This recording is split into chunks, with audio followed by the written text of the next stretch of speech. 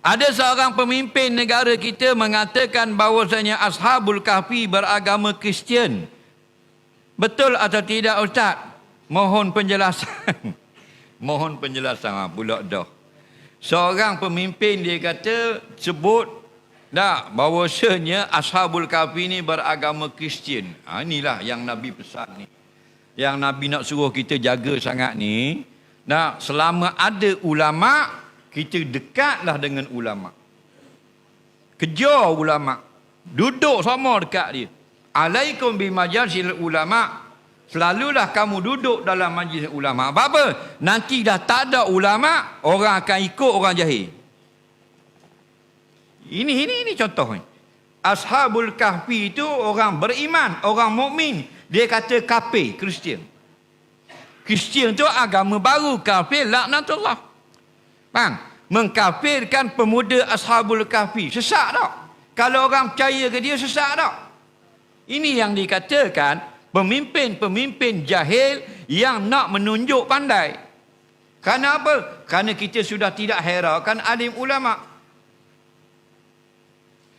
Nampak? Inna Allah yaqbidul ilma biqabdil ulama. Nabi kata jaga. Allah Ta'ala ambil ilmu kamu dengan matikan alim ulama. Akhir tinggal siapa? Bila tak ada ulama, tinggal orang jahil. Bang, Nabi kata ittaqadzan nasu ru'usan juhala.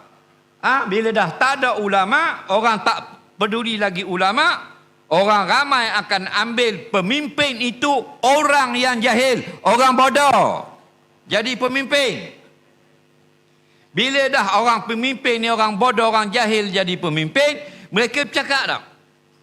Cakap lah, cakap dalam TV, cakap dalam internet, cakap dalam radio, cakap luar negara, cakap dalam negeri. Dah dia pemimpin. Faham? Pasu ilu, lalu orang tanya macam-macam, orang suruh dia bercakap. Fa'aftau bi ghairi ilmin. Nabi cerita ni. Lalu dia bercakap tanpa ilmu. Macam ni. Tak ada ilmu ni.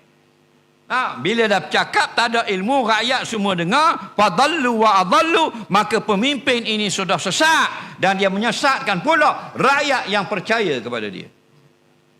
Jelas lagi. Ini ayat Quran. Ashabul Kahfi ni siapa? Pemuda-pemuda yang beriman dengan Allah. Allah sebut dalam Quran, innahum fityatun amanu bi rabbih. Betul tak? Innahum fityatun amanu bi rabbihim. Sesungguhnya Ashabul Kahfi ini adalah orang-orang muda, pemuda yang beriman dengan Allah. Mereka tidak menyeru selain daripada Allah. Kristian lain, 3 Tuhan. Tuhan besar, Tuhan Nabi Isa, Tuhan Ruhul Kudus. 3 dalam 1. Trinity. Kristian duk di cross. Kafir. Dah. Faqalu rabbuna rabbus samawati wal ard. Dalam surah Al-Kahfi, pemuda-pemuda dalam gua Ashabul Kahfi berkata lagu mana? Tuhan kami bukan berhala yang kamu sembah. Tuhan kami adalah Tuhan yang menjadikan 7 lapis langit dan bumi. Wala nada'u min dunihi ilahan. Kami tidak menyeru selain daripada Allah sebagai Tuhan. Ashabul Kahfi Kristian. Kok mana mu sesat? Nampak? Hati-hatilah. Inilah ujian kita di akhir zaman. Naiknya pemimpin-pemimpin yang menyesatkan manusia daripada jalan Allah. Habis bila orang sesat, kullu dhalalatin finnar. Ramai yang sesat itu dalam api neraka nanti. Allah menyebut dalam Quran, akan aku ceritakan kisah yang sebenar. Dan surah Kahfi ni menarik kerana dia ada banyak persamaan dengan Bible. The Cave. Nanti bila saya sebut macam ni, kita Anwar telah samakan Quran dengan Bible. Tu pula aku nak jawab. Ini sebab saya kata pemikiran yang pelampau, dia tak dengar konteks. Dia ambil itu. Tengok, Anwar samakan semua agama.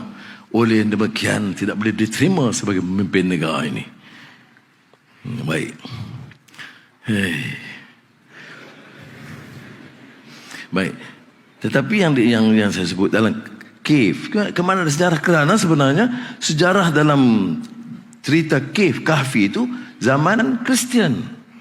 Tetapi diberikan nilai yang baik bahawa ada pemuda-pemuda masa itu Kristian. Jangan lupa. Kadang-kadang. Tapi kalau saya kupas begini, orang Kristian kan senang kan?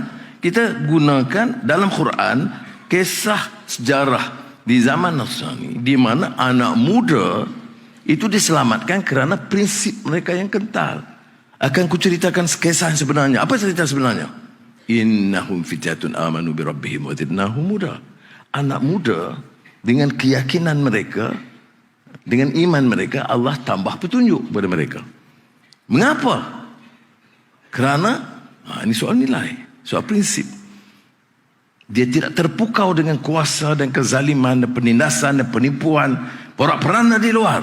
Dia pilih untuk selamatkan diri mereka kerana terpahat dalam hati sanubari mereka. Apa dia terpahat? Warabatna ala qulubihim. Terpahat di hati sanubari mereka. Hanya keyakinan dan kekuatan Allah yang menjadikan langit dan bumi.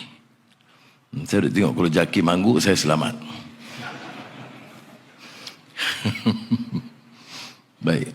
Jadi terpahat di hati sanubari mereka bahawa yang kuat, yang berkuasa itu sebenarnya Allah. Mana ini soal nilai, ditekankan.